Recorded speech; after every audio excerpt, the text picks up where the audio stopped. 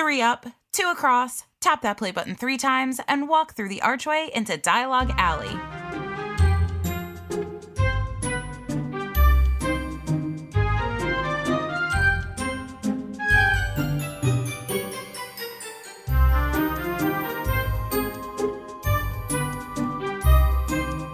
Hello and welcome to Dialogue Alley, a podcast all about Harry Potter books, book translations, and all other things magical.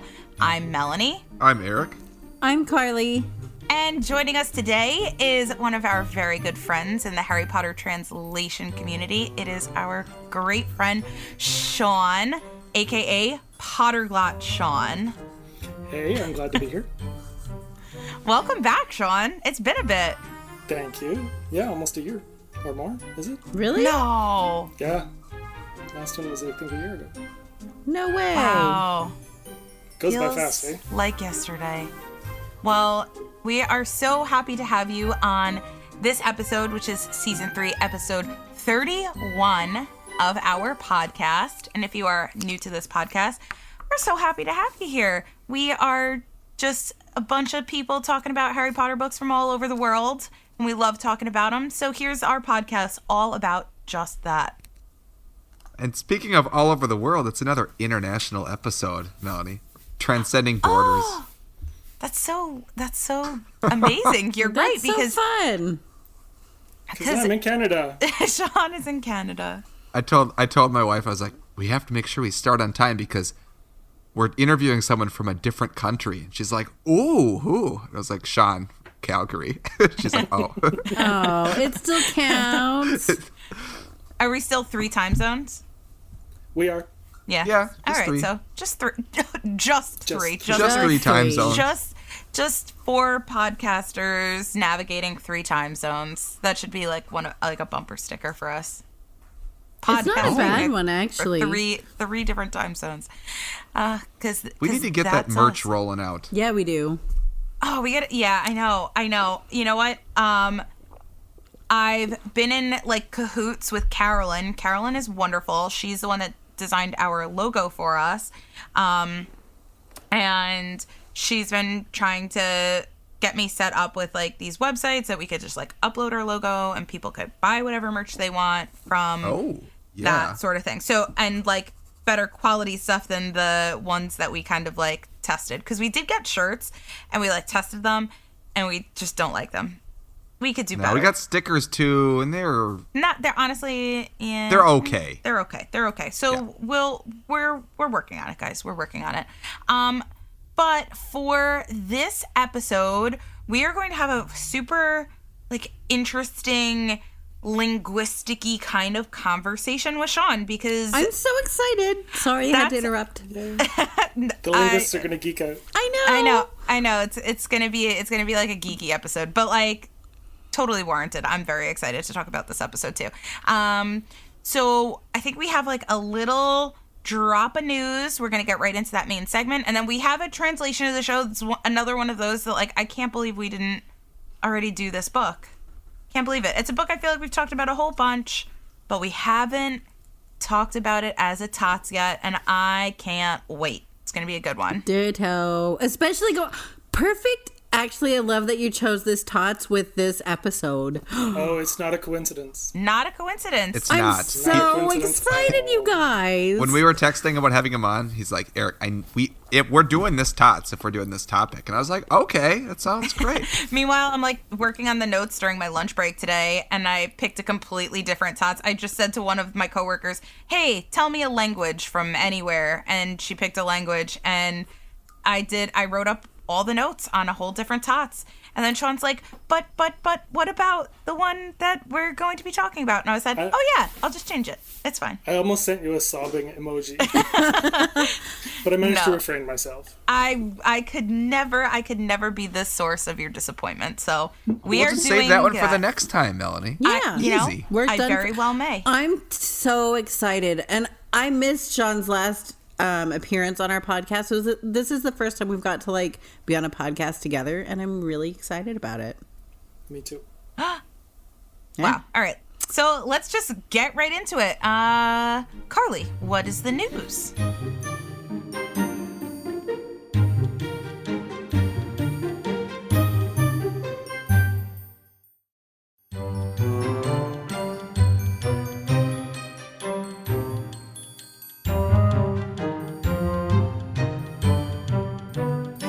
French again.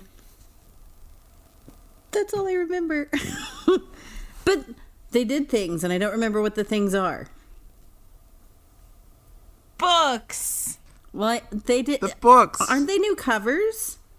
Yes. Yes. French 20th. Oh yeah, they did the 20th. Like they actually. So I thought they were, and we already thought that too, that they already released a 25th anniversary, but they redid these covers. I forget what they look like at the moment because I've been moving all day, so I really do apologize. I've got moving on the brain, but I remember thinking, and I remember sending these pictures to Melanie and Erik, being like, "What is this? I must buy all of them." And so when I remember what they look like, that's what I intend to do. Well, and I talked on the last episode when it was just me and Jenny. We briefly talked about them because French was actually the first translation she bought. So we talked about the box set that they just released about a little over a month ago now, and how it's the same books but a new box, and the box is numbered and has a really cool, like really big piece of art on the back side of the box. Yeah. And I saw David's in person, and it's kind of like, that's right. oh, maybe I want to buy this, but now I'm like, well, Are they maybe numbered not because like the I library might want to buy set? these other French ones, but. Yeah, it's a lot like the Room of Requirements Okay. set, but it just has a different box. But the covers are all pretty much The same, just the right? normal French paperback covers. But this new set that's coming out is all a new artist and new It's art. new. So, Like everything is great. new, and I remember being completely blown away. And Yeah.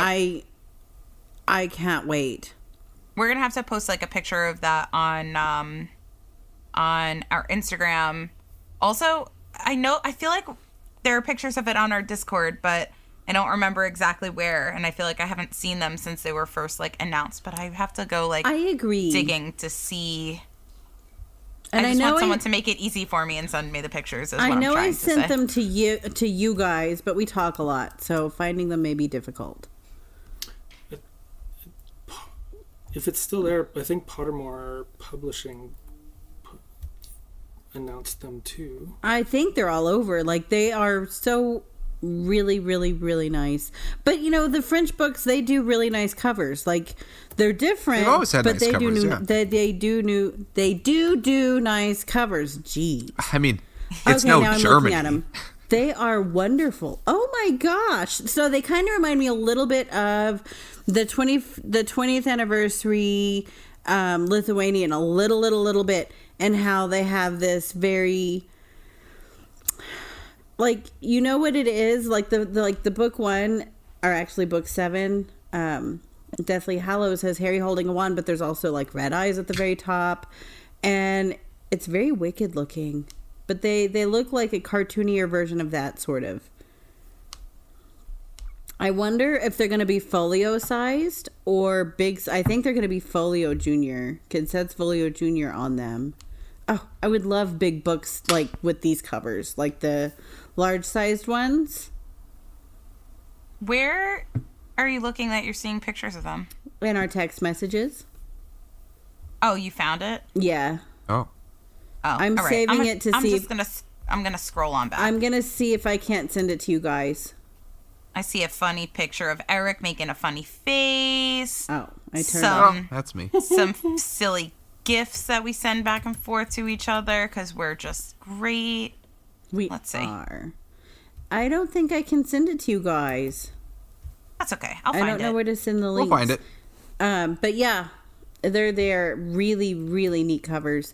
I don't know who the artist is. I think that on the French Instagram, the publisher Instagram. Folio Gallimard. Gallimard Jeunesse. Yep, I found them there, and I saw somebody post them, and I was in disbelief. And so then I went to the publisher and found them in real life. And was pleasantly loving all of them. Well, they look great. I hope they're coming out soon because I'd like to buy one in France this summer. That would be great. Yeah. Yeah. Oh. And then I think I've seen them. Chinese audiobooks have a distributor in China. So I stuck that in because it was something that was just announced. And Where was it announced in? That was it was either Pottermore Publishing or Wizarding World that announced that. And the problem has been so far the audiobooks have only been available on a very region-locked streaming service. But now they are going to be distributed apparently. So I know at least one less person region-locked, or more people can get them outside of China? To be determined. Okay. Hopefully it means that they can get them outside of China, because I know at least one person who will be very happy that that is the case. Yeah. Mm-hmm. I'm sure we're thinking of the same person. Yep. I don't know. Were they available like in Hong Kong or Taiwan before this, and now they're available in mainland China, or like were they available somewhere in mainland China and not everywhere? They were available as streaming in mainland China, period. And that was it. Wow. Oh, okay. So they couldn't get out of mainland China. Could not get out of China. Gotcha. That's okay. crazy. That is crazy, because typically when you think of like internet stuff, like Hong Kong is where you go for like all the free internet stuff, and China's very censored, so you'd think it'd be reversed. But interesting. Not this time, and they were not letting it out, or at least not in any way that Harrison was willing to explore. Attempt to explore, sure. Yeah, that makes sense. Which is fair. Oh yeah. When it's the Chinese government, you want to be a little bit careful. Exactly. Yes. And really quick news, 2 weeks from today, I will be getting my books. Yay! Yeah. Big yay. It's almost go time. Almost go time. You won't have to smell from memory. I can smell in real time. I mean, I will say, don't they say that smell is like the sense that's linked to memory the most? Yes. So I feel like you're probably still super accurate for our tots. Well, some of them are bad enough that you just remember, and some of them are good enough that you just remember, and the ones that I don't, I figure are acceptable. So that's a pretty fair assessment. I think you should do a bonus episode where you just have a pile of all of the past books that we've done in the tots. I've actually thought about that. And you just rapid fire, just sniff each one.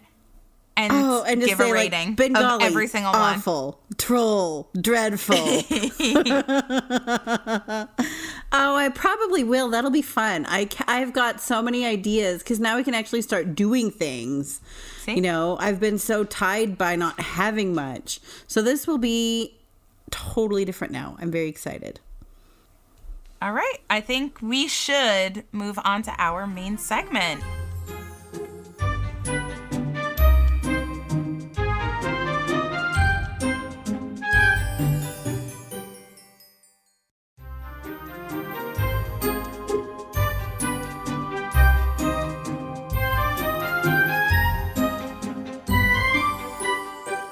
All right. So for the main segment in this show, this was a Sean PotterGlot topic suggestion. Like, I would never have thought of this myself. I don't think Melanie or Carly would have either. But we're going to talk about different scripts. And that's about all I can explain. But what I will say is that we have mentioned a lot when we do the translation of the show segment, or when we do just a deep dive into books available in a particular country. Like we've done books in India, we've done books in Spain. We have mentioned that there are different alphabets, and different alphabets are written in different scripts and different directions, right? We got some right to left, we got some left to right, we got some up to down. Like, they're all over the place. So with that very like D+ description of the topic, I'm gonna let Sean take over and tell you some more I guess professional quality description on script. So Sean, why did you want to talk about this so much? And well, tell us what it is, and then why you want to talk about it and how it relates to all these translations that we own. So, as a linguist, one of the things that has always fascinated me, and probably one of the reasons I became a linguist, is just writing in general has always, ever since I was a kid, like I would make up my own alphabets. I was obsessed with like codes and ciphers and all that kind of stuff. I don't know if it was because of that or because I have some sort of like natural talent for it or something, but I tend to, it's a little bit of a gift that I can kind of just stare at stuff and it starts to make sense after a little while. So like I don't necessarily remember it. So that's the unfortunate thing, is it doesn't necessarily like stick enough. But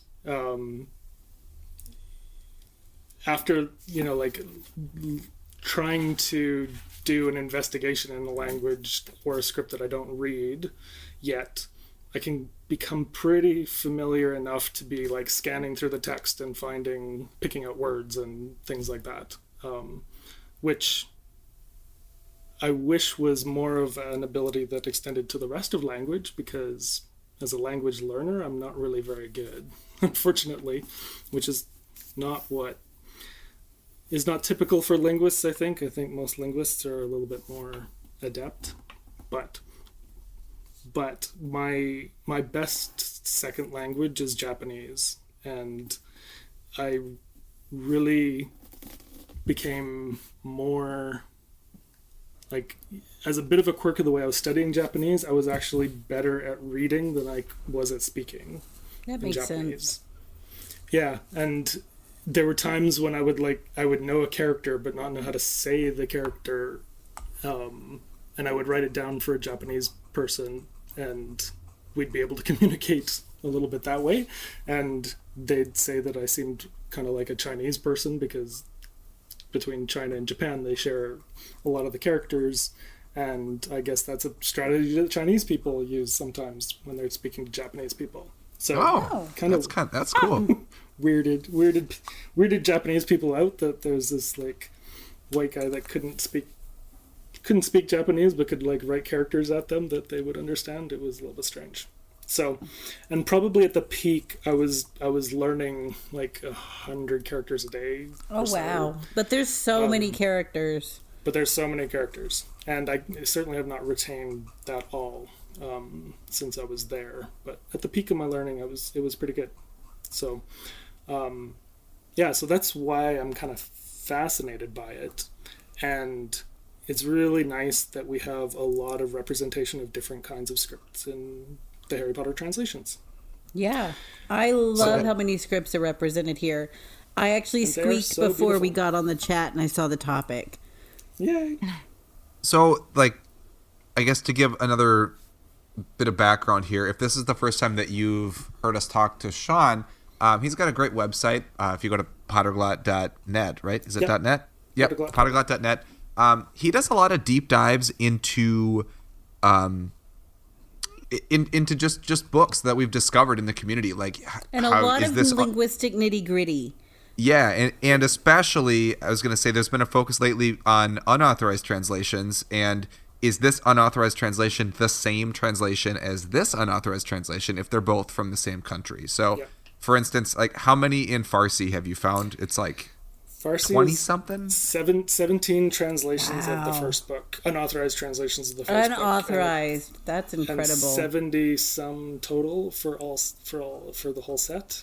Wow. And that's crazy. They're really hard to find. I have a contact who's been working kind of diligently with her family in Iran, trying to get copies of unauthorized translations, and they have managed to find one unauthorized translation. Well, it's better than zero. Wow. That is not the one that seems to be kind of common, that a lot of us have. Okay. So it's better than zero, but now we're working on trying to get it out of Iran, which is not. I would think that would be really hard. Really easy right now either. So we shall see. But so I think for someone like me that doesn't have that same ability of like looking and being able to recognize words, we have talked on the show a lot about like the Sinhala translation, and when we open it up, we're like, this is just beautiful to look at. Like it's gorgeous, and there are a couple other alphabets, and like Armenian to me is so cool to look at. Malayalam, and I love Malayalam's looking at really Malayalam. beautiful, and even the Khmer translation is like it's just really cool. And I find myself thinking sometimes, like, I'm staring at these characters in these books, and I don't really know, like, I can't necessarily differentiate all the different letters sometimes because they're so similar, with just maybe like a little nub on the bottom right, or maybe the next one has a nub on the bottom left. Or, but then to turn it around, like, right. Like you as teachers and stuff, you must run into like little kids that are learning to read and write in English. Yeah. And like the confusion between B and D and It's a P huge- and Q. Yes. Well, and Yeah. There's a I have some circle new and it depends students which that side the speak stick is Ukrainian sticking now out, right? that can, they can read within the Cyrillic alphabet. Yeah. And it doesn't help when there are like the exact same letter, but they make a completely different sound. Like, Yeah. but they look the same. So there are a few Cyrillic and Latin letters that look Like the the same, quote, but like they're the different. H and the Well, and we so have Yeah, the that. H and the an C N. and the P. Yeah, they're We very have that different. with our alphabet too. If you think about like English and Spanish, where if you have two L's together for us in yellow, it says yellow, but it's a completely different sound in Spanish, Right. They use the same symbols that we do, but they might make a completely different sound. But even like purely sticking with English, like there's so much that we kind of take for granted. Like can you picture a Times New Roman G off the top of your head? Yes. Yes. Yeah, we call that the fancy G. Yeah, the fancy G. This, But like, Yeah. and then this, then It's got like a this. circle and a circle. Yeah. Yeah. Could you and like do you think you could convincingly write one of them? No. No, or it's No. the same with the A. Yeah. Oh, lowercase that's a. this. But like if you're a non-English speaker, or even worse, like non-Latin alphabet reader, and you are starting to like stuff like that we took Right, or totally for even granted. cursive. I have a lot of Yeah. new to country students that Oh, yeah. are Spanish speaking that are totally literate in Spanish, and if they get something put in front of them in cursive, even if it's something they could read, if Yeah. it's manuscript, like they can't read it because it's cursive. So Right. I mean, I know native English speakers that have that same difficulty, Well, right? 'cause- Yep. Me as one of And them. I write I'm not great primarily at in cursive cursive, anymore. and I have people at work that are like, I can't read it, and I'm like, it's cursive though. They're like, I can't read it. Like, oh, okay. It's true. It depends how exposed you are to it, really. And these days, how old? That's true too. I don't know about down there, but they don't teach it in school here anymore. They touch on it here, but it's really not. It's I like feel third, fourth, fifth grade, and then it's gone. Yeah, here I think they got rid of it for quite a while, and now I think that they're starting to bring it back into curriculum because because the new generation of parents were like my age of parents are the people that like, no, I would want my kid to learn script, so that's why they're starting to put it back in the curriculum, whereas the generation that is older than me that have kids might not have necessarily cared as much if their kid learned cursive, if that makes sense. I still think contextually, if you can read English fluently and you're presented with something in pretty clear cursive, contextually you can figure out stuff. Yeah. Like, Yeah. it'd be just like covering up a letter because enough of the letters look similar, but it's the production of it that I think is the most difficult. I mean, I still have kids that are like, how do you make a capital G? And I'm like, let me show you this triple swoop-de curve alley-oop. And then they're like, whoa, that's cool. And then they're like, how do you make a capital T? And I'm like, it looks the same with a circle at the end. But then it's like the Q with like the I capital was about 2. to say It's the like crazy, Q but- is wonky. I used Yeah, to do there's two ways to calligraphy make for a capital Q. while, and so some of my cursive still takes after some of that. If I'm not paying too much attention, it'll just kind of pop out, and that it makes it harder to read, I think, as well. But I still couldn't imagine. I don't know, not being able to read cursive, but a lot of people can't right now. I'm not great at it. I mean, like, how often in your day-to-day life do you get it these days? Like, you're not going to read books that are in cursive. You're not going to get texts from your friends in cursive. I don't know. I write literally all of my notes at work. I write in script every day. Oh, there you Same. go. I'm with, But Mel- that's just like- because it stays in my brain better. I started doing that when I was in college for my master's. I started writing in script anytime I was taking notes because I had to stop and think about what I was doing, and I would write slower so it stayed in my brain a little bit better. Oh, that's smart. But I think we should. I would like to talk about like the flip side of the whole thing, where you could have and I want to hear like Sean's thoughts on. You could have a language too where you can read the script, or you could read whatever the script is and not have any understanding of what it is that you're reading, because that's how I am with Hebrew. I could read all of these Harry Potter books that I have in Hebrew. It would take me a really long time because I'm rusty. I could read them all, but I would have no idea what I'm saying. I did the same thing with Russian. Like, I did a Learn to Read Cyrillic in 3 hours app, and it worked totally. Great. It was great. I read Cyrillic very well. I don't I always could know read what I'm stuff, saying. and like the only things I would be able to know would be like if it was just a transliteration of an English word. Mm-hmm. I know the Like word for hamburger. refrigerator. Yeah. I can read. Yeah, I know like- what it looks like. I couldn't pronounce it to save my life. So I have a very unintuitive assertion to make, and that is, though, that reading and writing are not at all linguistic phenomena. Like, they are intimately related, obviously, but it doesn't. If you think about it in terms of like a cognitive skill, they're completely unrelated to language itself. Well, I would agree, because if you're just going to take it apart, you have your writing, which is just graphemes, characters to represent a sound. Mm-hmm. And it's not an intuitive thing. It's just like somebody's like, we'll write the P sound this way for this language and so on down the line. But it's not an intuitive thing. It's just somebody that we just have created these certain graphemes to represent whatever, and then that's what creates the orthography that we use. So we really don't. It's not an intuitive process. There's nothing intuitive about it.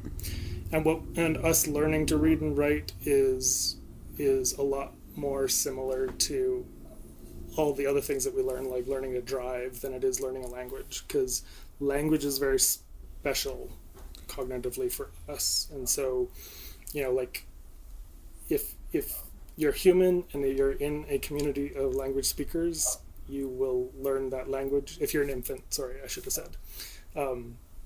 And as long as there have been humans, there has been language, but that is definitely not true of writing. Mm-hmm. And writing is a very recent technology that we have grafted onto language, and there's definitely, so for historically we have not had reading and writing for very long, and then even now probably the vast majority of languages in the world don't have a writing system attached to them. Even when it became a thing, it was like very privileged few that were able to read and write. It was not even considered a skill that everyone should learn. It was like, well, we should probably have one or two people here that can do it. Yeah. But we don't need everyone to do it. Just a few. Right. Yeah. So in that sense, it is really interesting how it's almost kind of like a way in which we can kind of manipulate the system a little bit, because it's certainly, even though it's not a language skill, the way we write has an impact on the language. So, English spelling is terrible. It's so stupid. awful. It's stupid. Yep, I agree. It's so dumb. Need a reform, but it's like that because we did used to pronounce everything that way. words. Yeah. And depending on when the word fell into the language is, that determines the plural and the spelling and the pronunciation. Yeah. And there are just so many exceptions without the spelling changing, mm-hmm. But at the same time, that still has kind of a conservative effect on the language in general, and it probably helps keep things from changing quite as much as they might have otherwise, or regionalize it quite as much as they might have otherwise. Right. So the relationship there is really fascinating. And especially this whole idea that we can take something that is inherently like a time-based signal and convert it into something that is fully physical and fully static through time, so that you can like access it and convert it back into this time-based signal. Right. Is incredible. Well, and I'm actually very interested in writing, like, it's graphemes and sounds, I guess, because there's not always a one-to-one, especially, like if you think about the letter ash, the AE. Yep. You know, that has fallen out of use. You still see it some in older things, archaic spellings and such. But the pronunciation itself has fallen out, as the usage of that letter itself has also fallen out. I'm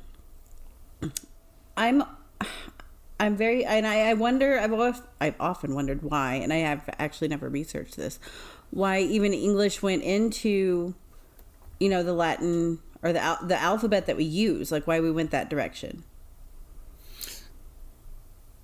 Yeah, that actually, the historical stuff, I'm not entirely sure. Me like, neither, why because we ended up had there. lots of other choices, or we could have done what so many others did and just create our own. I think it's probably just pure influence from Latin, because we're so...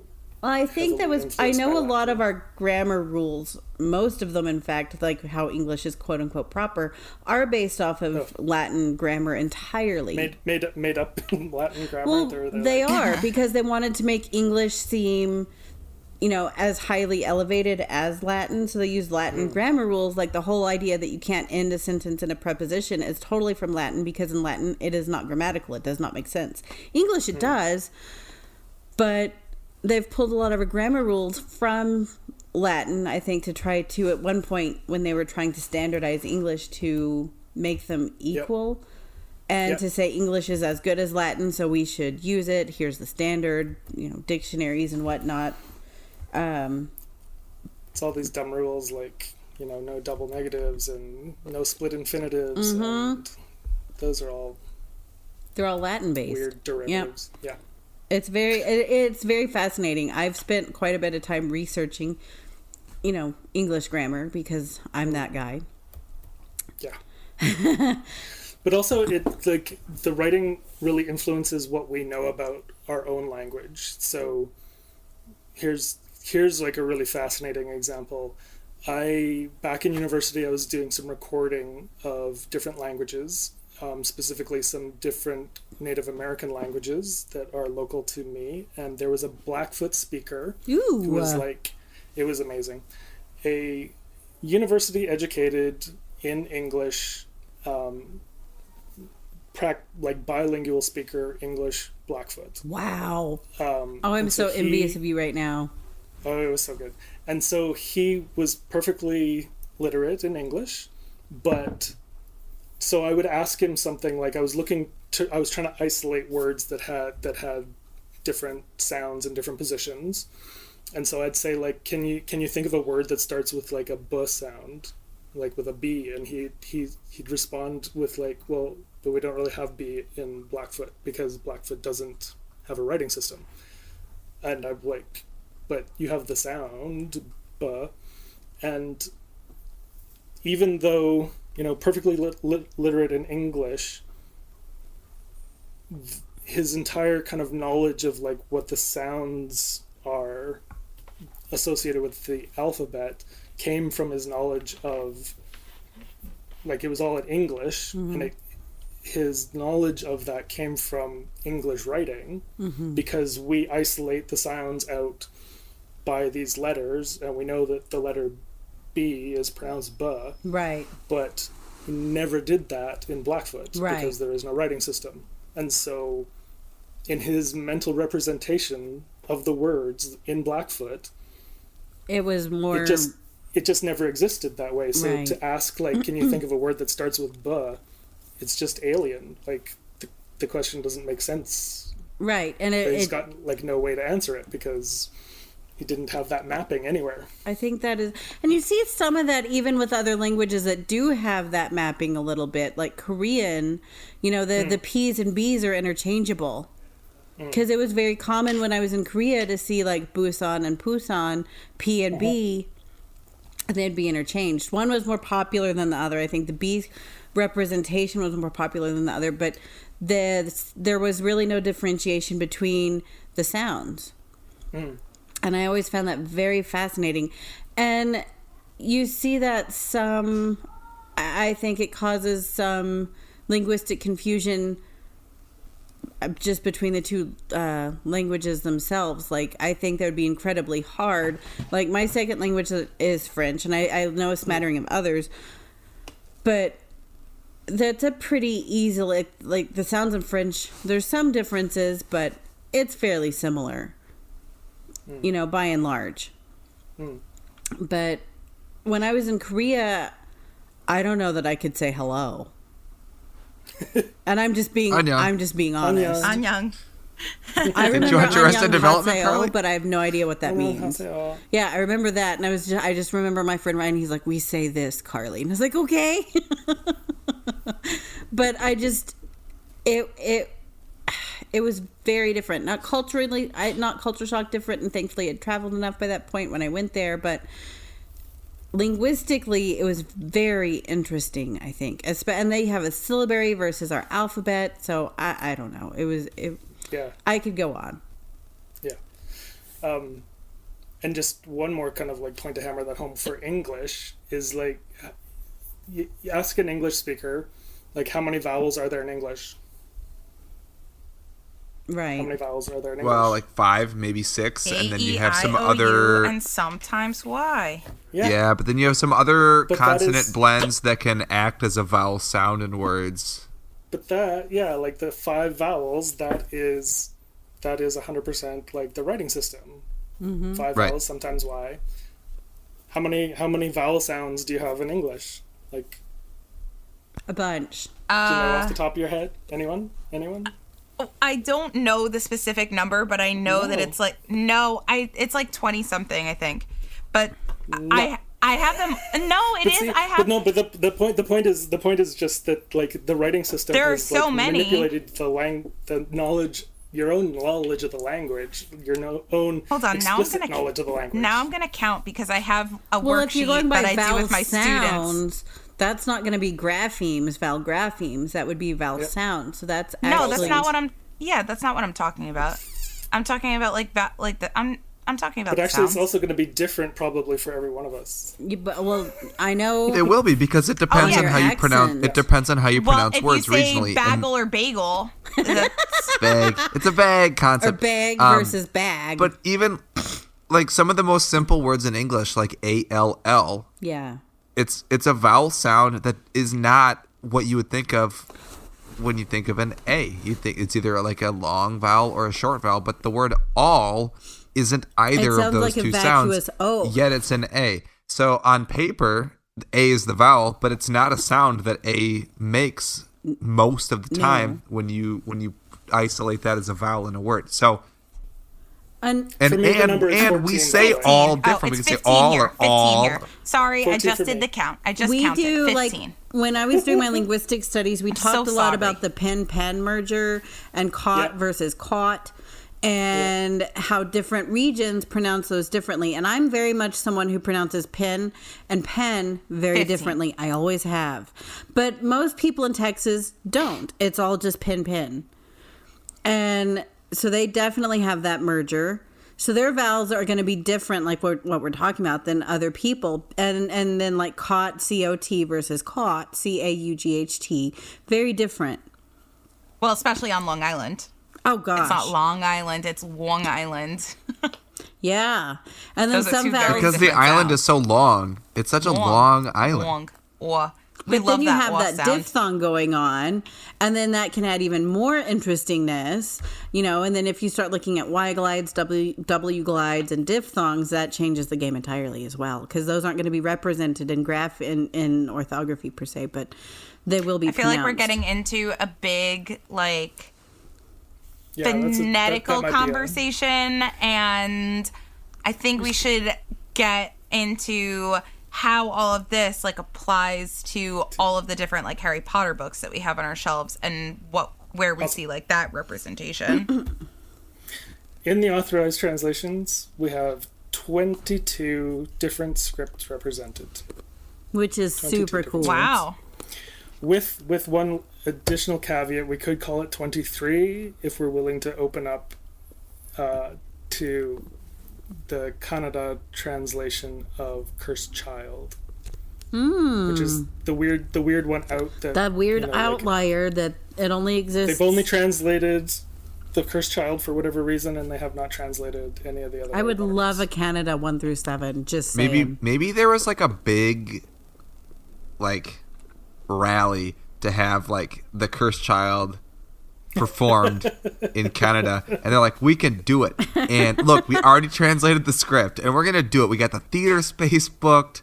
We have the concessions all lined up. We can do it. And then they're like, yeah, no. Well, we could just sell the script to make some money. Okay, let's do that. Oh, that I would love a Canada 1 through 7. Some people in Canada and the U.S. will buy it. So, and then of those scripts, we have 1, 2, 3, 4, 5, 6 different alphabets, in the sense that the technical sense of alphabet meaning one letter represents one sound. Right. Even though we take that with a grain of salt because we know that that is not true in English.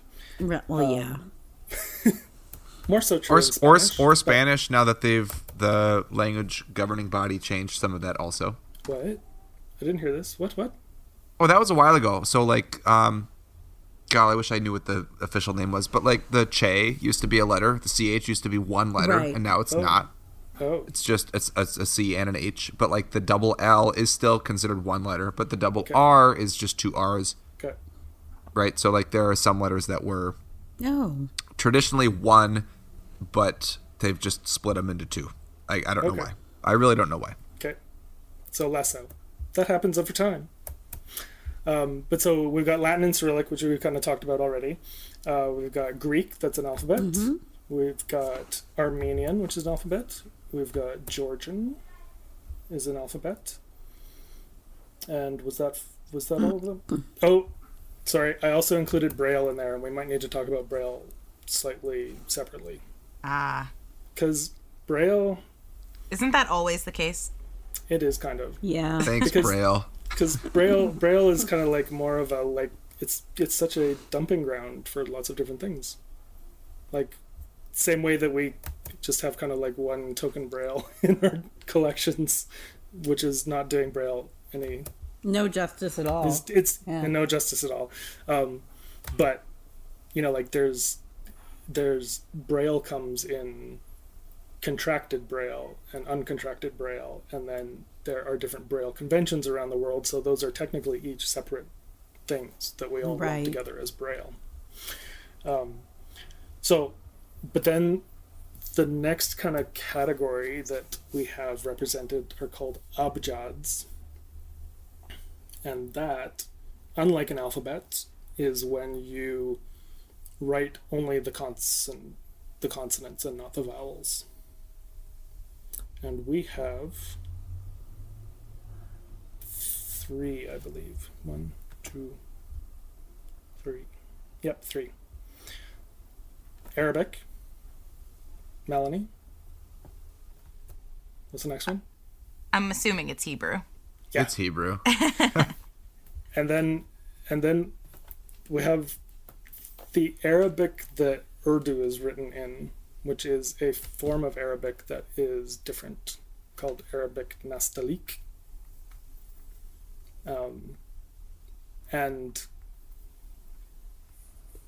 the big major difference is there's a lot more like two-dimensional stacking of stuff in Arabic Nastaliq. It's kind of hard to... It's very obvious if you like look at it like comparatively, because the text kind of goes up and down a lot more than typical Arabic does. Does Persian or Farsi fall in that, or is that something different?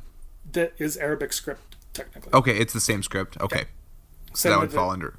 Same way that lots of languages are... In fact, 61 of our books are in Latin. Mm-hmm. Wow. Okay, that's a lot. You know, and it's that's cool. counting macro editions, not translations. I'm looking kind of have to, at... because there's like transliterations and stuff, right? Well, I'm looking at my Hebrew book now, because now you said that, and I'm like, but that's interesting, because in Hebrew we do have vowels, and that's how, like, in... Yeah. But, I mean, as you read in Hebrew, if you, like, understand what a word is, and you don't necessarily need the vowel to know, it's kind of like sight words, if you think of it that way. But any of the words in the Harry Potter books that are words that need to be written out phonetically, they do include vowels in it, which is really cool because I'm going through and I'm like, wait a second, there is vowels. And then I'm reading the word and I'm like, oh, that's the word Nimbus, like for Nimbus 2000. Like that's why. Or what's that word? Oh, Pravati. Like it's so for ones that they didn't like translate the actual name, they're all kind of they have had to right stick there. them in too. And Arabic kind of has vowels too. And oh, Hufflepuff. Just found the word Hufflepuff in Hebrew. Aw. Precious. What is it in Hebrew? Is it just a It's Hufflepuff, but it's like, but it has like all vowels. And also like kind of going along with like Carly was saying before about like how there are certain letters that like are only differentiated by like certain little things. Like we have, like she was talking about that in Korean. Like you might have the same symbol, but it could mean two different things. I feel like she was saying something along the lines of that. Like Hebrew does that as well, where we have a few letters that are just separated by a dot, if anything. So you have bet and vet, which is just differentiated by a dot, or you might have pay and fay differentiated by a dot. Shin and sin are differentiated by a dot. So they make different sounds, but it's the same letter. It just may have a dot. But like the word Hufflepuff, like right here is just, it's just perfect. Like it has that I stuff. spy another tattoo for Melanie. Oh my god. good. Oh my god. That'd Like be awesome. it would be. I finally got this tattoo touched up. It looked like poopy for the longest time because I got it done at like Times Square Tattoo in the middle of like overpriced Tattoosville, Manhattan, and they did a terrible job and I got it redone. And now it looks great. I'm very proud of it now. Now it actually looks like chapter stars and not like little blobby things. Nice. That's very off topic for what we were talking about. That's a PSA for Times Square tattoos. PSA, do not get tattoos in tourist trap locations on a whim with your friend before seeing Cursed Child. Go to Staten Island and... No, there's this really cool kidding. place in Brooklyn. Like, go to Williamsburg if you want to get tattoos. I feel like that is the place you should be going. Okay. Noted. Noted. Let's go, everybody. No, I'm not gonna go. No? All right. Okay, so what other scripts do we have? got? So the next category of them is called an abugida. And it is kind of halfway in between. It's a little bit like it's almost like a syllabary, which is when you write one character for one syllable. The most clear examples of syllabaries are the Japanese hiragana and katakana, in which like every syllable has a character that doesn't really have anything to do with the sounds there. And so the abugidas, they are a sort of a pseudo-syllabary in which there's a character is mostly about the consonant. It has kind of an inherent vowel that is implied, and then you add other diacritics, usually combine with it. And by diacritic, I mean just like any kind of like add-on to the character that kind of joins up with it, that indicates what vowel is being represented by it. So by itself, it'll have an inherent vowel, and then you add some other stuff to tell you what the actual vowel is to form almost like a syllabic character.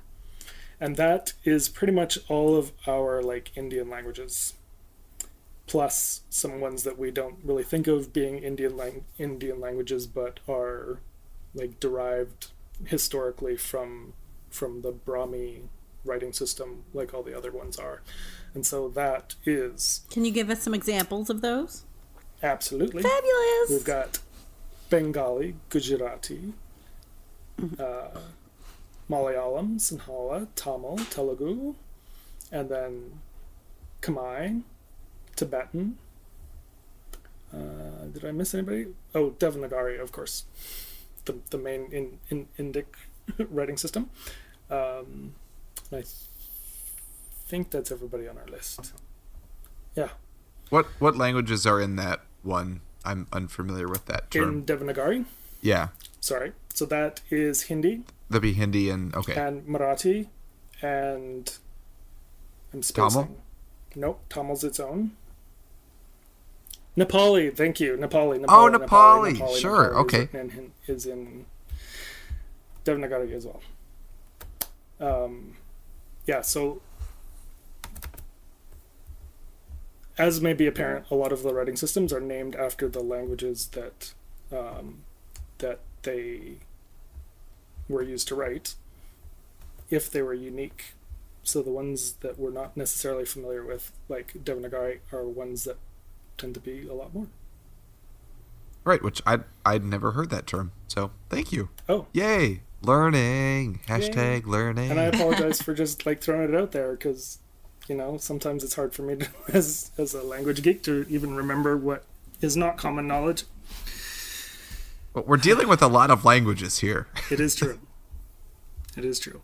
So, all told, that is 22 scripts that are represented in the authorized ones. Okay. And even in the unauthorized ones, it turns out most of our unauthorized ones are the same scripts that we already know. The only really two that we know of that are different are Ethiopic, that is used for the Tigrinya and Amharic unauthorized translations, and the Myanmar or Burmese, which is, I have to say, one of the most, there's something weird about that script, because my superpower does not work on it. I stare at that thing and it doesn't work. It's just it's your kryptonite. It's like if you were a superhero. My eyes just slide off of those characters for some reason. They're just so slippery to me in a weird, very uncomfortable way. So my question then is there a script that we do not yet have represented? Oh, tons. In Harry Potter. Tons? Tons. So there's a whole, I love ISO standards for stuff, and there's an ISO standard for writing systems. Tell everyone what ISO is.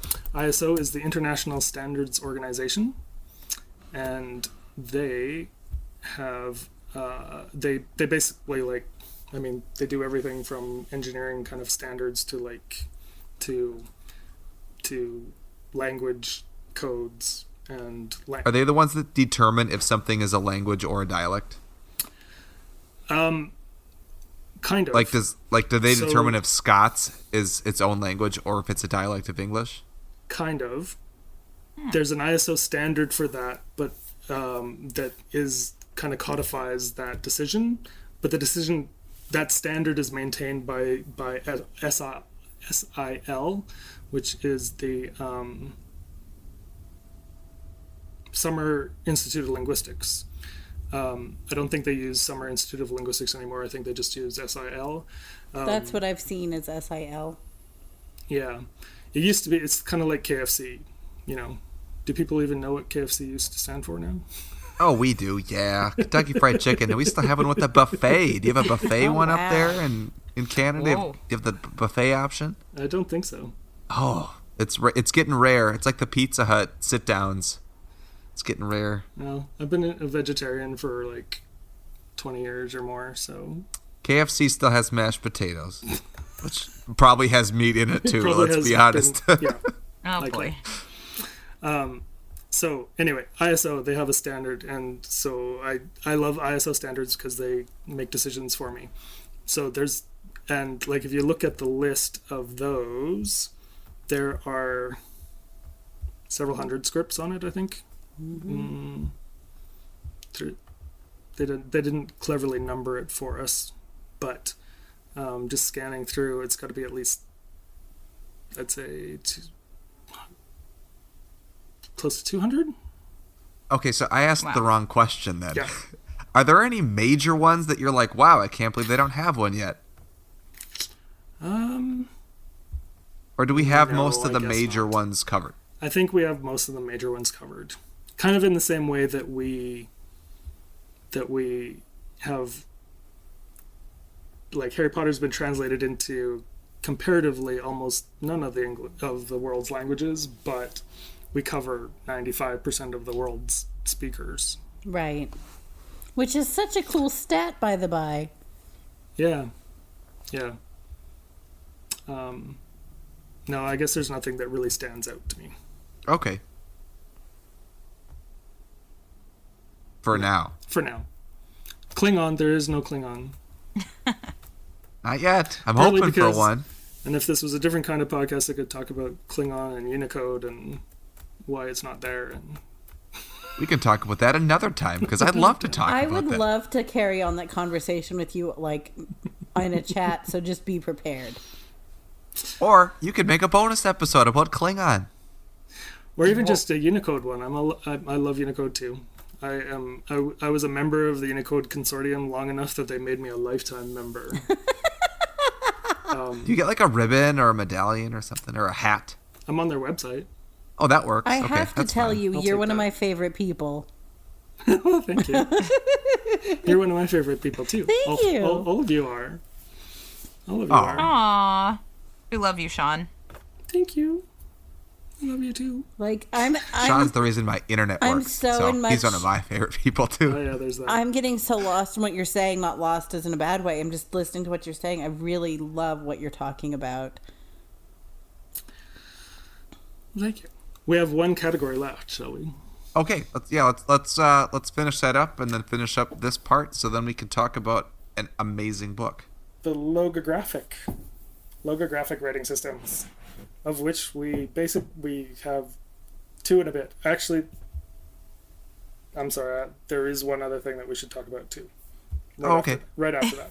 So Okay. the logographics, they all kind of naturally go together because we're talking Asian languages.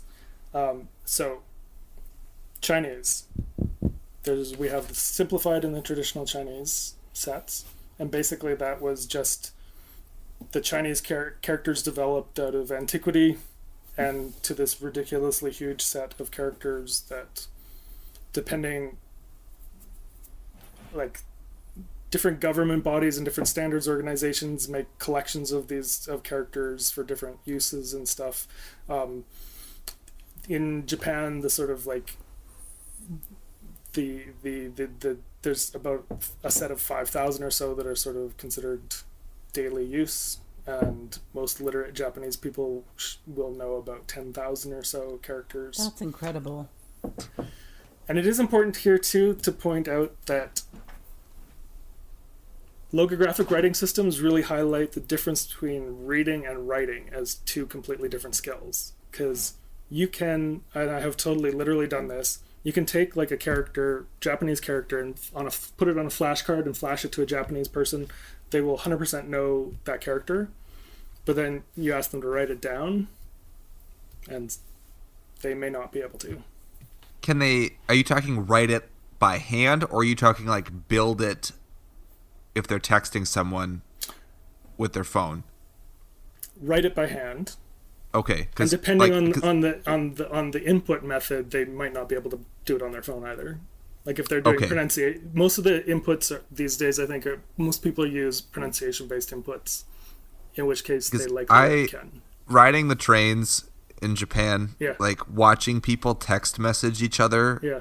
and I mean, doing it slyly, right? I'm not just like openly staring at people, Yeah. but I was. like unbelievable how people build these characters based on whatever app they're using, and it's like you're building a Lego set and like putting it together to text someone, and it's so cool. Yeah.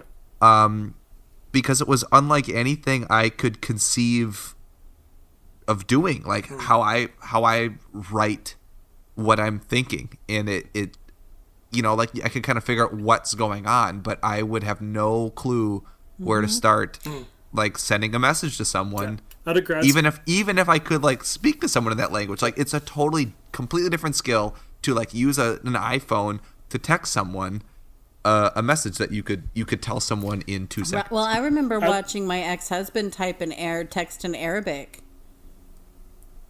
And I remember watching the characters change as he was building the words. It was one of the neatest things. I'm not going to lie. I actually downloaded the Arabic keyboard onto my phone just to play with it, because it was so cool watching it change. It's awesome. Out of grad school, I got hired by a company that built text prediction for 12 key phones. Oh, wow. So this is pre-smartphones. And I was the head of the linguistics department building the language databases for text prediction on, so like no, you guys are all too young for this, probably. But we did T9. I had T9. You had T9? Okay. I had T9. So we had T9. We were T9's biggest competitor. You would never have used this in North America because T9 had some patents that kind of like locked everything down here. But the company was built on Chinese character input using the 12 keys on your phone. And it's exactly like what you're talking about. Like, it was all this really, really clever stroke-based input. And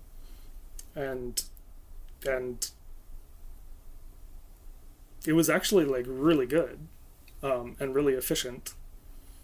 Well, I think for people that are younger than me, which can't be many. Well, I mean, maybe there are many that are. I'm 34, so I got my first smartphone, like my first cell phone when I was 16. And texting was either like each number on your phone had an alphabet equivalent, right? So like A, B, C would all be 1. The next 3 would be 2. The next 3 would be 3. Until you filled out the letter. Some of them had 4.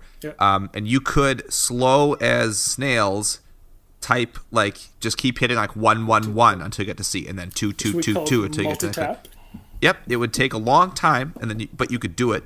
Or you could do T9, which you could just type the numbers that had that letter the corresponding. So if you wanted to spell school, you would just type like one number for the S and then one number for the C, and then it would predict that you were trying to type school based on the amount of words that were available using that many keys. So you might only hit 3 keys to type a word that has 7 letters in it.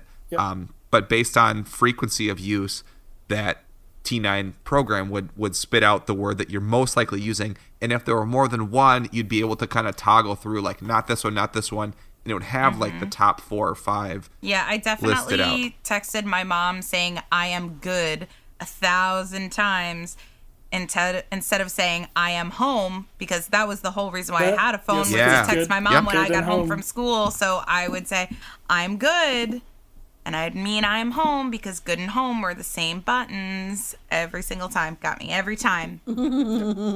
Yeah, so that's like, and that was crazy enough in English, because there's only 26 letters.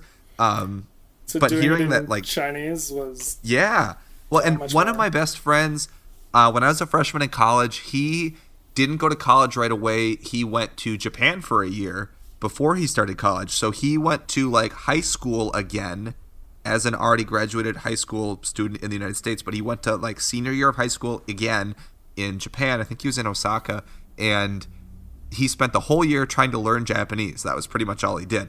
And he had a cell phone. It was like same as mine, only it looked way cooler because all the phones in Japan were like way better than our phones. But he was trying to explain to me how you would try to text people, and it was so hard for him to do that. Even if it was like a simple phrase like Melanie, like I am home, or like, you know, telling his host family like I'll be home at 6. Like that was really hard for him to text because of just how phone texting was. So yeah, it's crazy. That brought a whole bunch of memories back, Sean. Thank you for bringing that up. I haven't thought about that in a long time. So to bring it back to Chinese, the Chinese government, mainland Chinese People's Republic government, said this is crazy. We need to do something about it, and they basically chopped out a whole lot of characters and simplified how a lot of them were written, and said this is the set of characters that we're going to use. That's a simplification, of course. A simplification of simplified Chinese. And so that's where simplified Chinese and traditional Chinese come from. And they read differently. Like one is left to, isn't it? Yes, so it's more common for PRC to have, and we see this in the Harry Potter books, like the I always found that very interesting PRC because Taiwan, left to right. It reads top to bottom, right to left. PRC, they do left to right, top to bottom. But I think in any Chinese speaker and for Japanese as well, I don't think they care much whether it's left to right, top to bottom, or top to bottom, right to left.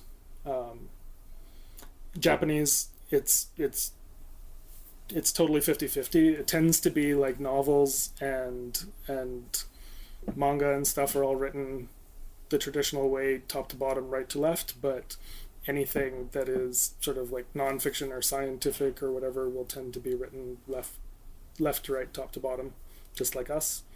That is so cool. I love that you know all this. You're great. They're very bi that way. Before we go into Japanese, though, the other one we should mention is Korean, because Korean is unique. Korean's unique in the world. Carly mentioned it before that it's a syllabary, and that's true. But it's a special kind of syllabary because it's made up of sort of alphabetic components. So it's like they have like a set of little small alphabetic characters that they assemble together into a syllabic character. And so if you knew all the little bits but you didn't know all the syllabic characters, you'd be able to figure it out because it's there. And apparently now we're calling that a featural alphabet. That was a unique term that I only just heard. I think it's a pretty... I've not heard that one at all. That's a bumper sticker right there. Korean has a featural alphabet. So I think it's a pretty... I think it would make more sense to call it a featural syllabary myself, but apparently... I would agree, actually. It's not really an alphabet. It still has a syllabary type style to it. Yeah. I mean, I'm going to have to write a letter to somebody. You should complain. I should complain to the SIL. Put it in their complaint box or the suggestion box. Whoever did that. So then Japanese. Oh my god. Japanese, I will say, and people can fight me, but I'm sure it's the case, Japanese is the most complicated writing system in the world. It is kind of ridiculous because you have all the Chinese characters that have been borrowed, good 10,000, like I mentioned, that you need to know to be a literate Japanese person to read the newspaper. But on top of it, in Chinese, you need to know lots of characters too, but almost all of the Chinese characters have one pronunciation. In Japanese, almost all the characters have at least two. Wow. Different pronunciations. Oh boy. And that is painful. And then there's lots of them that have many more than that. There are very few Japanese characters that just have a single pronunciation. Then on top of it, you have two syllabaries, hiragana and katakana, which have different grammatical purposes in the writing system. So, when you're looking at Japanese text, the complicated blocks are the Chinese characters, and then there's sort of like very cursive, simpler characters, which are most likely the hiragana. And what is happening is the Chinese characters are representing the noun or the verb or the like really semantic content of whatever is being said, and the hiragana is like the grammatical stuff. So it would be like if we had, we had the word for cat, and it was written with a Chinese character, and then we wrote the S to make it plural using one of the characters from the syllabary. So like grammatical function stuff is all written in the syllabary, the hiragana syllabary. Katakana is used for borrowings from other languages. So they don't try to jam other words from other languages into Chinese characters or hiragana or anything. They specifically write it with katakana. And they also will use that. They'll also use katakana kind of the way we use italics for emphasis. What, so and would be I'm getting ahead of because I'm looking in the book that we're going to talk about, which spoiler is the Japanese Yeah. version, which in this case is right to left, top to bottom. Yep. There are, like, I can tell when the alphabet changes. I don't know a bunch, but I know I can write my name in Japanese, which is Aw. exciting. Not really, but I mean, I can. That's better than nothing. So I can recognize like the more simpler like alphabets, but then, or not alphabets. I'm going to say things wrong, but I'm noticing in here that there will be in my opinion, rather complicated character. But then next to it, in really tiny writing, there will be other characters, or I don't know which. Man. I was gonna What? get there. I was gonna get there. You're gonna I was get there? gonna Oh my there. gosh! Okay, because I was gonna ask what that was, so I'm glad you're gonna get there. All right, Totally. I'll stop talking. No, I'll mention it now. So, Okay. so one of the interesting things about Harry Potter is it's meant for like a specific age level, right? So kids at that age level will know a certain number of kanji. Kanji is the name of the Chinese characters in Japanese. They will know a certain number of kanji, but they will not like know all of the kanji that they are supposed to know. And so in Japanese, books of this level, and Harry Potter's a perfect example of it, right beside the letter, they will write in hiragana, in little teeny tiny letters. They'll write the pronunciation of it if it's one that kids of that age are not expected to know. But also, it's really interesting because the ones that are kind of like in between, like there's ones that a kid at that age absolutely will know, there's ones that they will absolutely not know, there's ones that are like kind of like they're in the process of learning. It's really cool because the first time the word shows up, they'll have the pronunciation, then it'll show up a few more times, they won't have the pronunciation. A little bit further down it'll show up again and they'll put the pronunciation back and then take it out again. So it's like they've graded it for the reading level that they're trying to like help kids learn. But it's also kind of fascinating because having that convention there gets used for adults in other ways that's really interesting. So I think it's as a, like, certainly when I started learning Japanese, I was like, what is with this writing system? Like, this is ridiculous. Like, it's worse than English. They really should do something about that. But it has persisted because it is incredibly elegant for Japanese. Like, I don't think it would work for anybody else. But even things like it's called furigana when they put in the pronunciation. I know of no other way in which you could do something like, an example stands out where the author used the character for person, but then they used the pronunciation in furigana for woman. And it was this really subtle way of saying that in this particular circumstance that I'm talking about, the people that I'm talking about were all women, but the fact that they were all women isn't particularly important. Like, it could have been anyone. It's a generic kind of thing. But in this circumstance, it was all women. And the fact that they can use the character to mean just person, gender neutral, but put the pronunciation as woman, kind of very elegantly managed to convey that without a whole lot of explanation like I just had to do.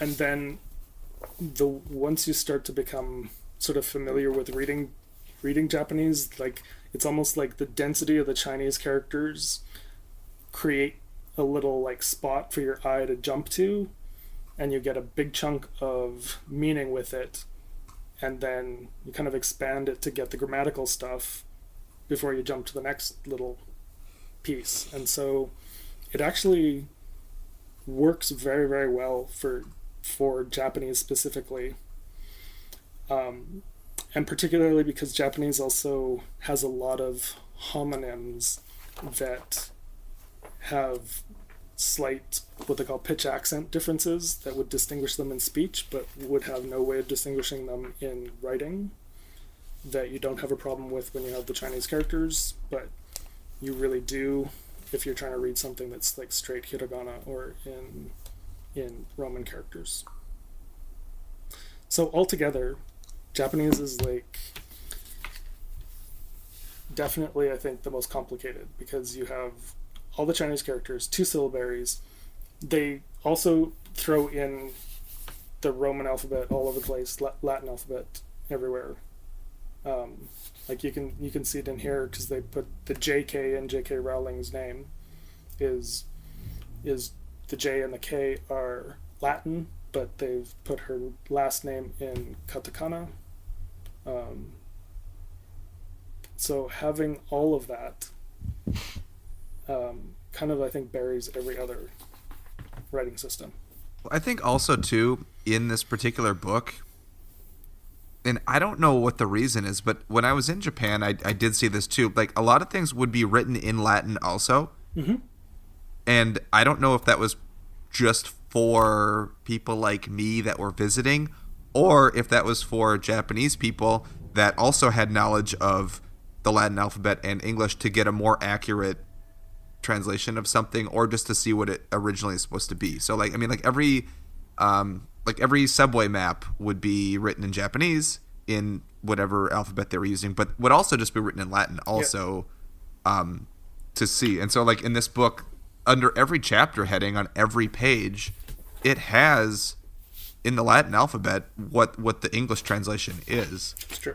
And I mean, if you didn't read English, I don't know why you would need it on there, but it's on there on every page. So I don't know if that's more of like an educational tool for younger kids, or just to be like, hey, this is what that would say if it was transliterated into English, or in its original form in English before it was translated to Japanese. I don't know. It was cool just to see how many different ways you can write things in Japan. Like that, it blew my mind. And so like going there and being exposed to the language just visually, like really did. Like when my friend was like, it took me a whole year and I like could read some things. And I'm like, wow, really? Like just some things? And he's like, yeah, you have no idea. Because I didn't. I had no idea. It's humiliating. Like I spend a lot of time studying Japanese, and there was like one moment that like was the epitome of this feeling for me. Like there's one day I was just like hunkering down and trying to learn my characters, and I'm going along, and I was listening to the international radio that had public service announcements in different languages, and a Spanish one came on. And I had never formally studied Spanish at that point.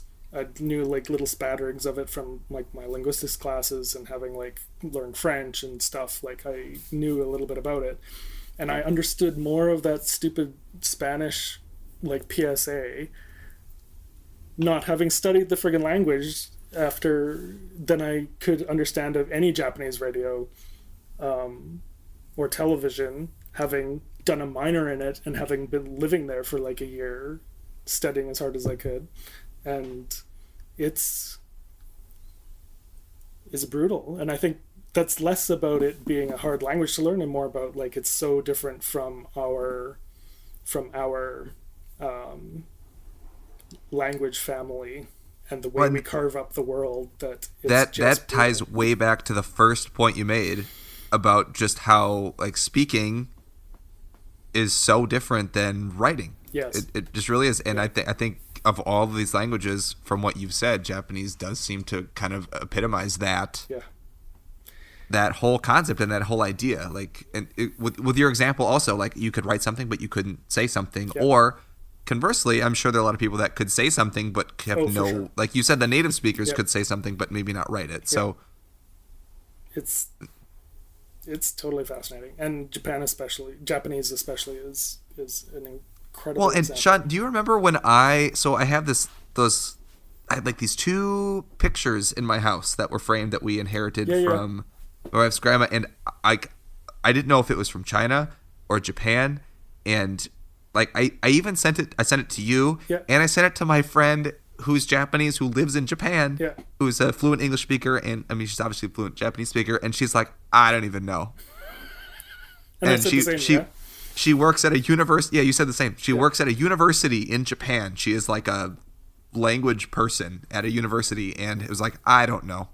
Sometimes you can and sometimes you can't. Like sometimes Right. it's really obvious if something's written in Chinese. Like even in Japan, if you're like wandering around and you see a Chinese restaurant and you don't really know it's a Chinese restaurant, but like the only thing that you see is the name, but it's written in Chinese characters in Chinese. Sometimes it's like completely obvious that that's a Chinese restaurant because of the characters that they use or something. But sometimes it is totally not. Sometimes you would have no idea. Right. But like to me though, when I'm like, you're from Japan, you don't know? And if I recall, Like that was a foreign concept to me that like you don't know what this says, but it's probably from Japan. And you can't read it. Like that was crazy to me. And also that was like calligraphy too, wasn't it? Wasn't it calligraphy? That was the problem. And the calligraphy, like that's a whole other topic, completely other topic. And it's, kind of an art form in and of itself, and it's so stylized. It's sort of like the whole conversation about like handwriting, but on steroids. Like, do you know what I mean? Well, I think that's a good spot on steroids to talk about a book that's on steroids, which is our translation of the show. So let's move along to that.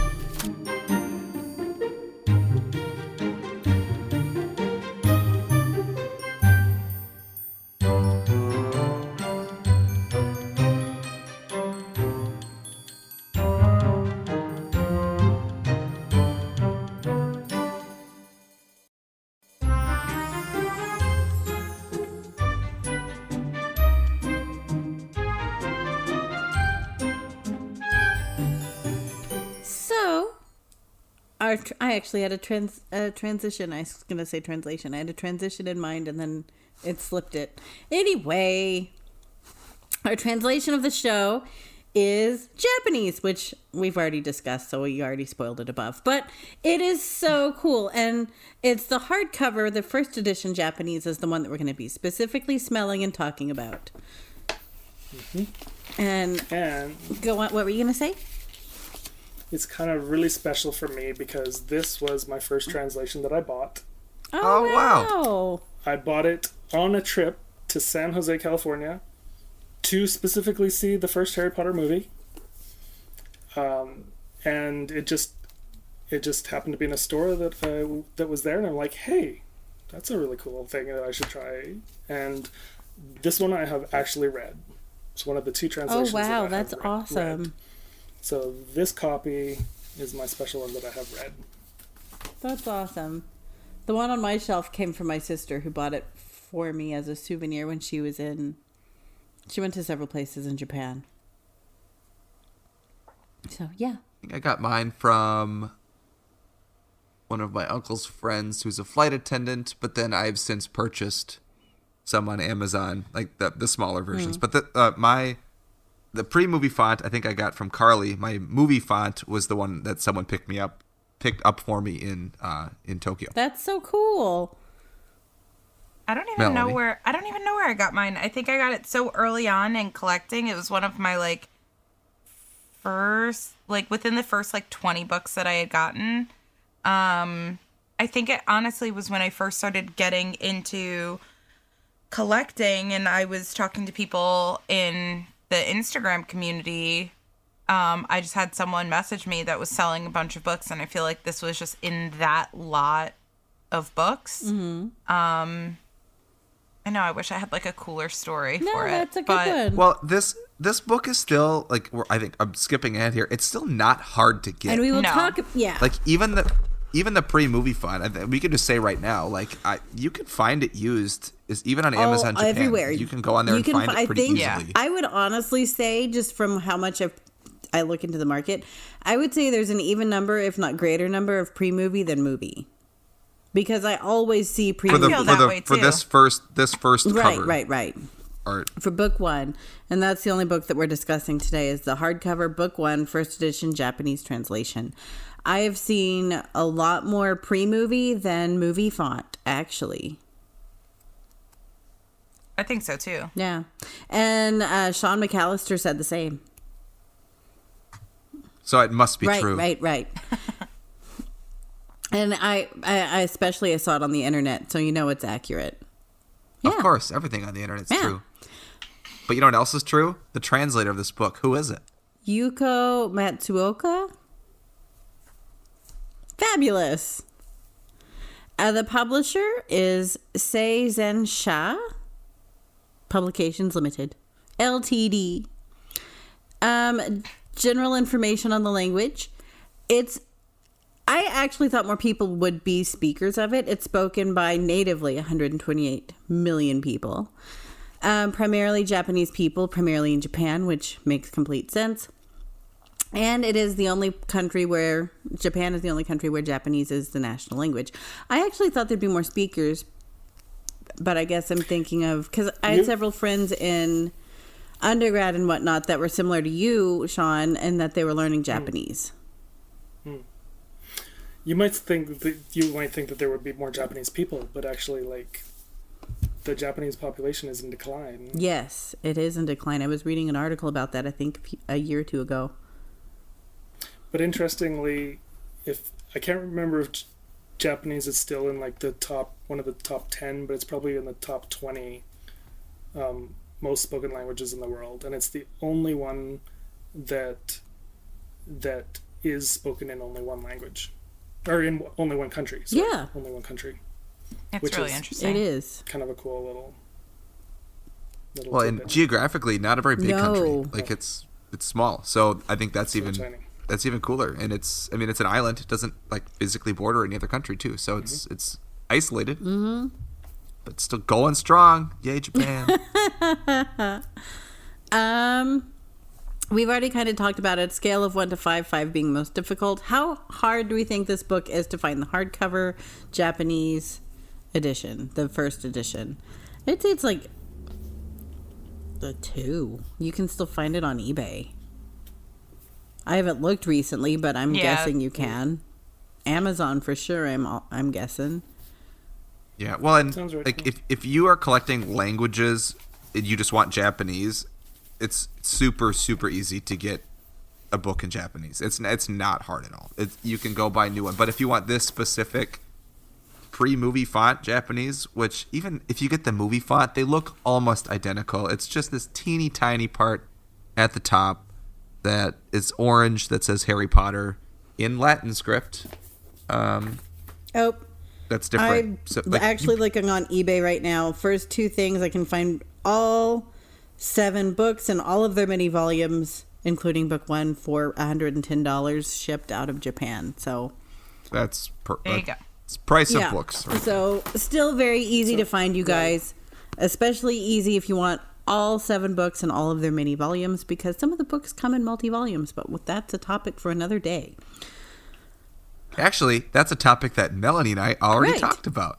Books I remember that come in that. many It's volumes. a very good topic because so many people get tripped up with that. On a value scale, I would say maybe 30, 40, 20, somewhere in there. It's not an expensive book. No.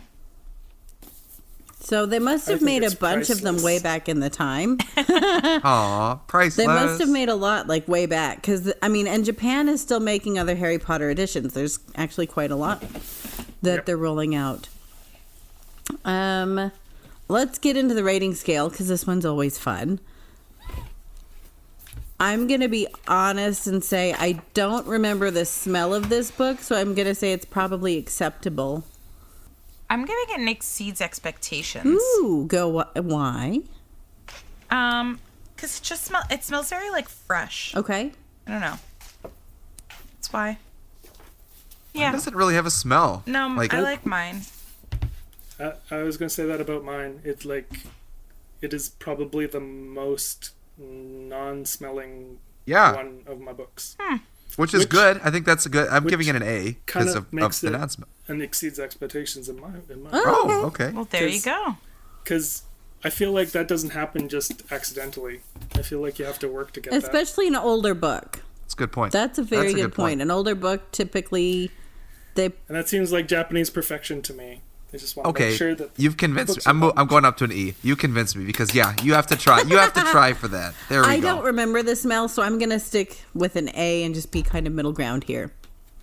That'd be like getting There a you go. car air freshener, the little pine tree one, and like the name of it is like not smell. Or it's baking So you'd have soda to try where it to make absorbs that the smell. not smell. Yeah, not a smell. It's an unsmell. Unsmell. There you go. I like that love better. it. Unsmell. What do we think of the size and proportions? Oh my gosh, it's perfect. Outstanding. for me. Yeah. Outstanding. Outstanding for me. Absolutely. Absolutely outstanding. You lined up all of our scores, including mine. It would say, ooh, It's just almost at the threshold that because I'm a big dude, I can still hold it open with one hand comfortably. Oh, so I feel like how if does it was feel just in a your little bit hand? bigger, it feels awesome. I'd give that an outstanding too, because a couple reasons. It's got good heft. Uh-huh.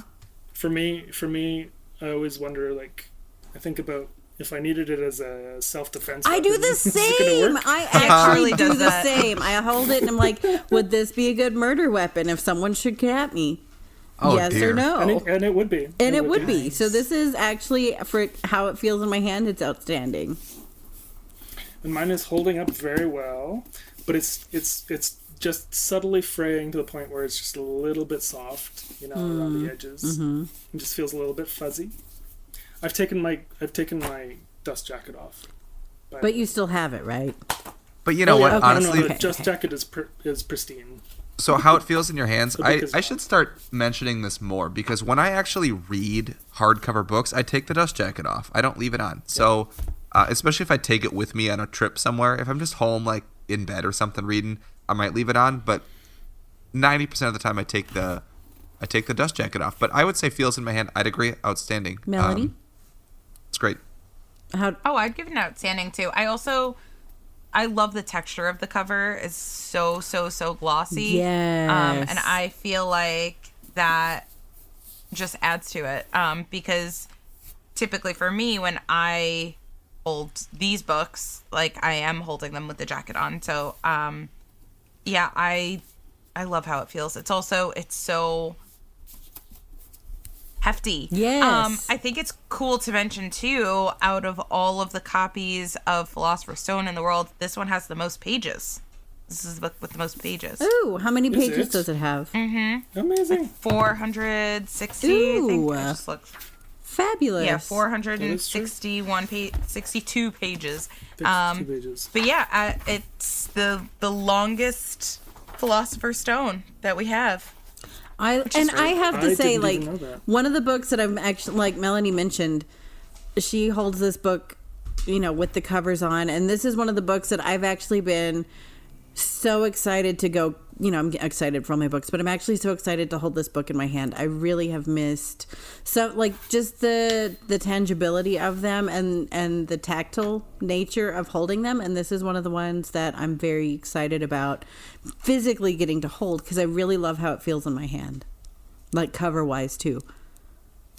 Is that an O for Yeah. everyone? Big Or O. feel? Big ooh. Ooh. We should. Oh, we need a sound effect for that. We need an ooh sound effect. Can I just mention something now that because I had to go and look how many pages it has, I noticed at the back something that I did not remember.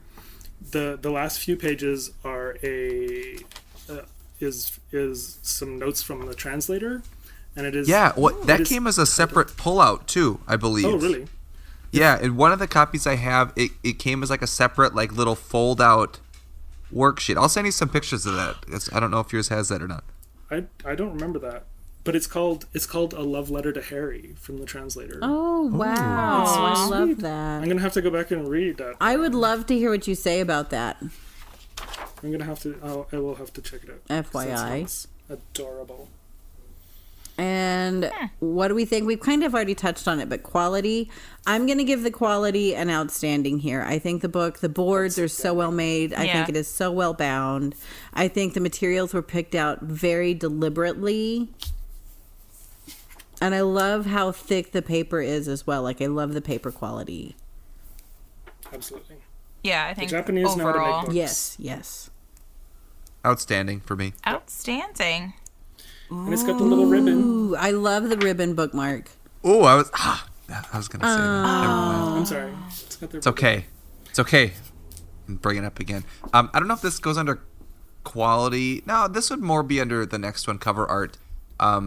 Before we talk about the cover art, though, I just like how there's like this weird orange that's a huge part of the inside of the book. Yep. That's not a part of the outside of the book. Like the boards are orange. The cover of it's like itself without the dust jacket on, it's just a very like Except for the Harry off-white. Potter. Except for the Harry Potter part on the front and on the spine. Yeah, I love the boards. And the ribbon bookmark's also orange too. But it goes from like a bunch of colors on the front to, if you take the dust jacket off, it's very, very simple. It's like a whitish with various shades of blue, maybe even purplish, indigo. I'd say indigo, maybe. Indigo. And then you open it up again from a seemingly like very boring cover to there's just this bright orange page, which is awesome. I think that's so cool. Which on the title page is what they use for the broom symbol. Yes. It's Everything in this book, I feel, cool. is very well thought out, and everything flows very organically and very well into each other. Which... well then, cover art, I think. I love Let's the talk cover about art. that. The cover art is by, I think, Dan Schlesinger. He's an American. It's an American. It's crazy to me. And I love this cover. I love the technique used for this cover. And I love the cover art.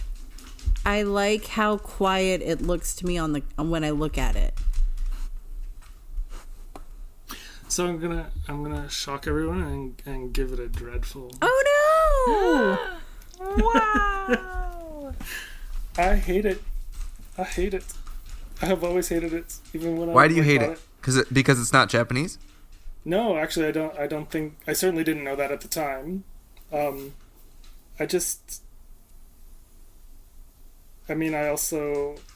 also hate Oxton. It's terrible. I am definitely much more of the very representational, realistic kind of even. Like my favorite artists are the pre-Raphaelites. Oh, I love pre-Raphaelite art. I love pre-Raphaelite art Renaissance kind of and stuff. Renaissance art. Oh my goodness! So the more detail, the more like And accuracy Baroque. I like you have, Baroque the because more it gets I a little love swoopy Baroque. and swishy.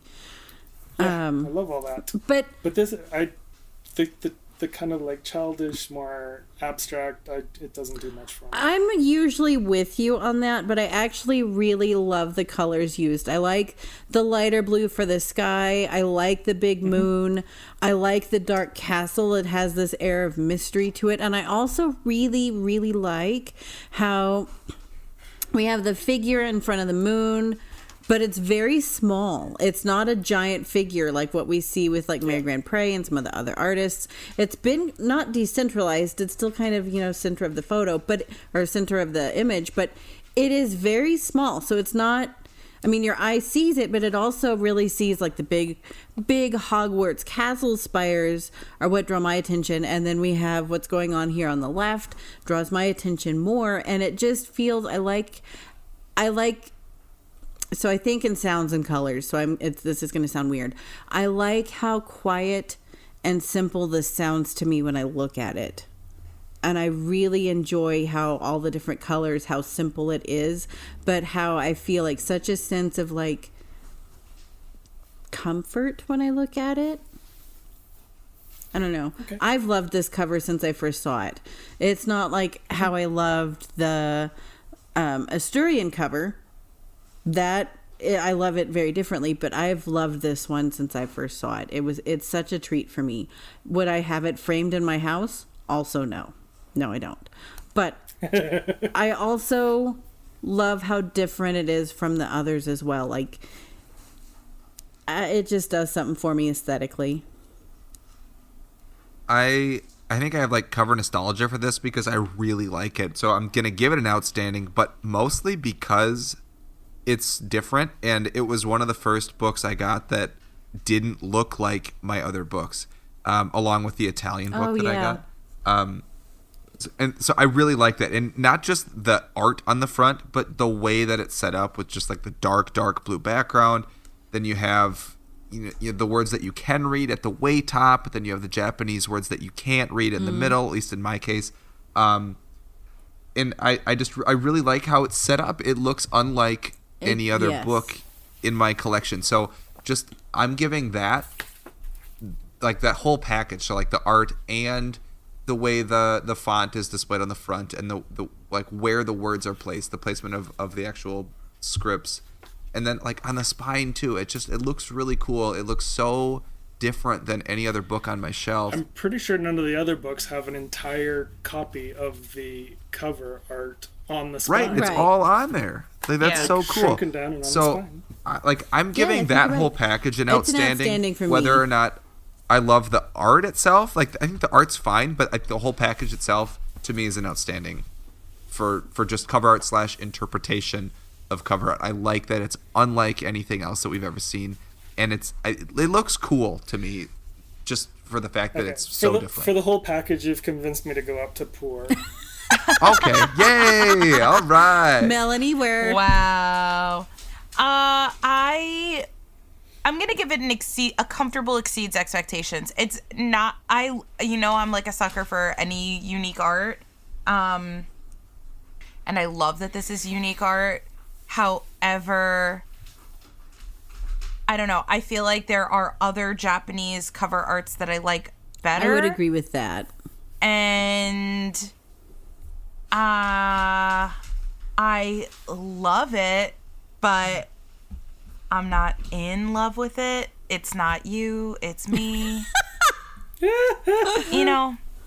All of those things. I do really love it. I love the dragon that's on it, but yeah, it's not my number one favorite cover out there. Do you think that's Harry in the moon? I think so.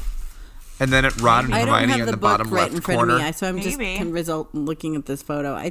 And then who's in the tower? Dumbledore, or is that Snape or Voldemort? It seems like a antagonist. It maybe looks like in the Snape. tower. It looks kind of like someone like crossing their arms. Whoever's on the broom, it looks like they're flipping you the bird.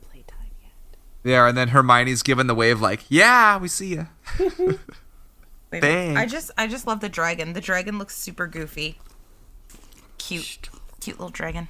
So we have like an oopie instead of an oo. Yeah, oopie. Whip. Sure. Whip. Whip. Is that? Oh no, we still have X Factor. I'm Carly. not. Yeah, we're still getting there. I know. I was like ready to wrap it up. We've got to and talk I'm like, about the X Factor. No. Okay. So, what is your X Factor, Sean? I've read it. That's actually really nifty. I love that. That makes it like my favorite for sure. Melanie? I mean, it's the ribbon bookmark. Obviously, it's the ribbon bookmark. It's always the ribbon bookmark. Oh, great. Because no one took mine. It has internal illustrations. Dang it, Eric. You took mine. Good one. Oh, sorry, Carly. Sorry, Terrible Carly. internal The first half of the book has internal goodness. illustrations. What would you like to pick? So now I'm going to go with like how wonderfully hefty the boards are. Because, I mean, this really could be a weapon of a book. Like, it is very hefty. That is a great word for it. So I was setting you up to say the second half of the book has internal illustrations. Nope, heft. I will go with the heft. And the boards really are stout. So I'll go with that. All right. And I think we wrapped it up.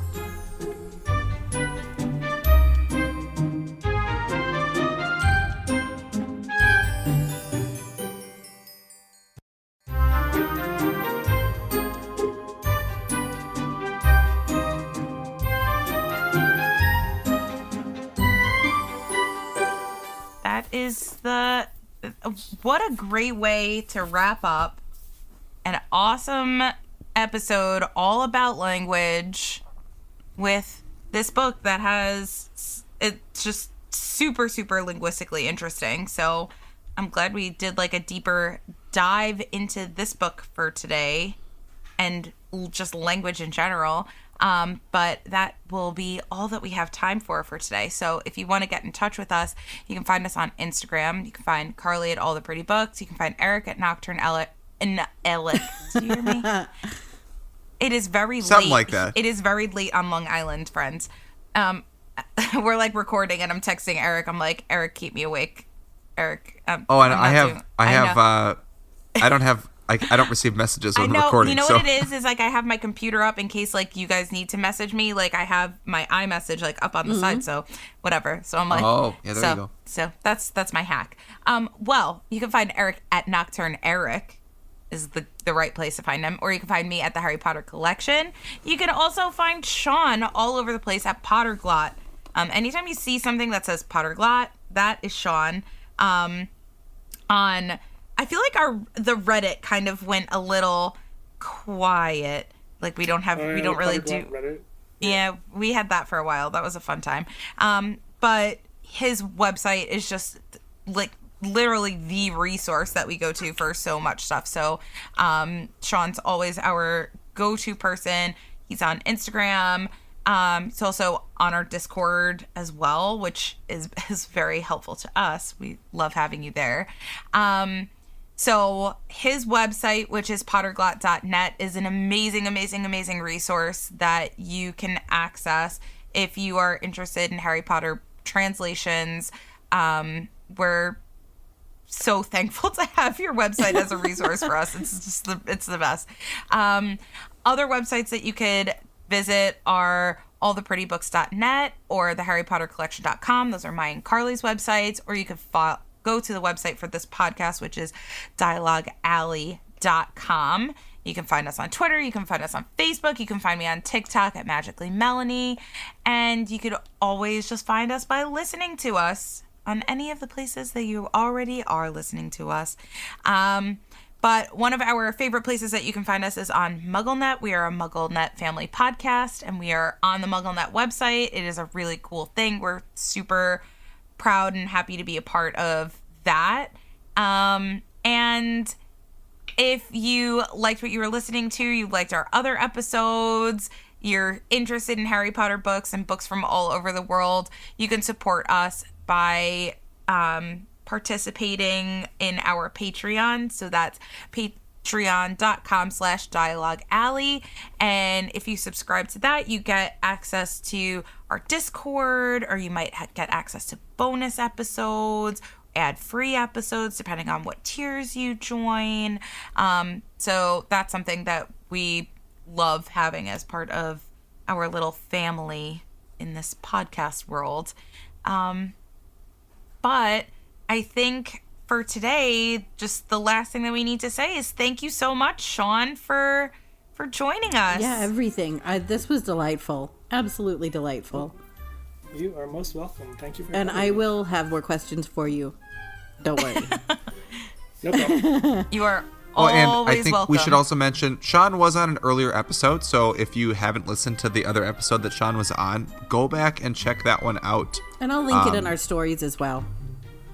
Yeah, that'll be great. Oh, that was a good one. That was like, I feel like that was one of the ones that we were talking about the list, quote unquote, and I feel like it got scandalous pretty quick. But Scandalous. it always does anytime we refer to the list these days, but que sera. But for now, it is time to walk back through the archway and into your daily lives, and we will catch you next time. Bye. Bye. Bye. See ya.